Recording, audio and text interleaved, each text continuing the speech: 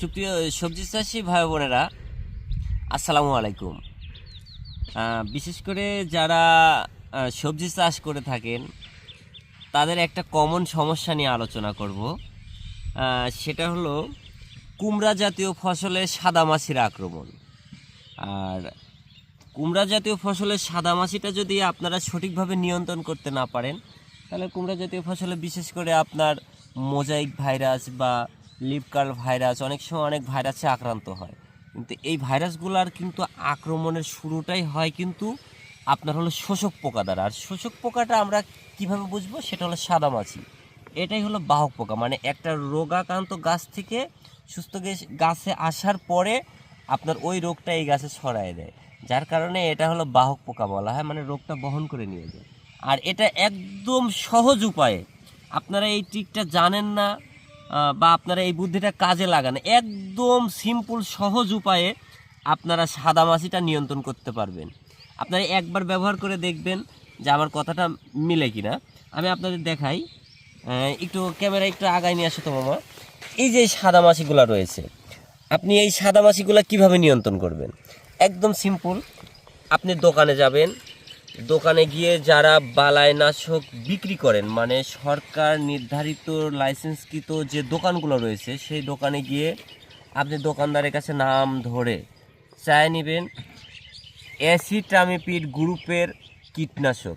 আমি আবারও বলছি, অ্যাসিটামিপ্রিড গ্রুপের কীটনাশক আপনার প্রতি লিটার পানিতে 1/2 গ্রাম।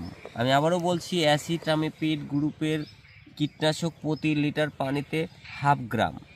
তাহলে আপনার ড্রাম যদি 20 লিটার হয়, সেই ক্ষেত্রে আপনার 10 গ্রামের একটা পাতা হলেই 1 গ্রাম পানি হয়ে যাবে। এবং এই ড্রামের মধ্যে যেইটা মেন টপিক, মেন জিনিস, সেটা হলো আপনার যে গরুর দুধ।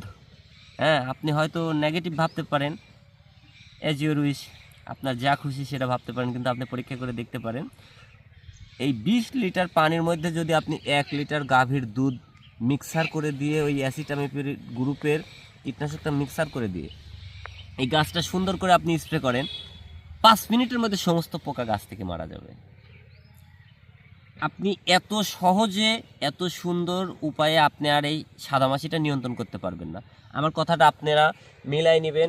এবং শুধু সাদামাছি না, আপনার গাছে যখন আপনি এই 20 লিটার পানিতে 1 লিটার গাভীর দুধ সহকারে অ্যাসিটামিপ্রিড গ্রুপের কীটনাশকটা আপনারা যখন স্প্রে করবেন, আসলে দুধের মধ্যে কিন্তু ক্যালসিয়াম, জিঙ্ক, সালফার সবই রয়েছে। এই জিঙ্ক, সালফার, ক্যালসিয়াম থাকার কারণে গাছের গ্রোথটাও বৃদ্ধি পাবে। আপনারা আমার কথাটা মিলাই নেবেন। এবং সাদামাছি ঘরোয়া উপায়ে একদম অল্প খরচে সিম্পল পরিবেশে আপনারা এই সবজির, বিশেষ করে মিষ্টি কুমড়া, লাউ, চিচিঙ্গা, ঝিঙ্গা, বরবটি, করলা, এসব সবজিতে আপনারা ব্যবহার করবেন। 100% সাদামাছি আপনারা নিয়ন্ত্রণ করতে পারবেন। আপনারা ট্রাই করে দেখবেন।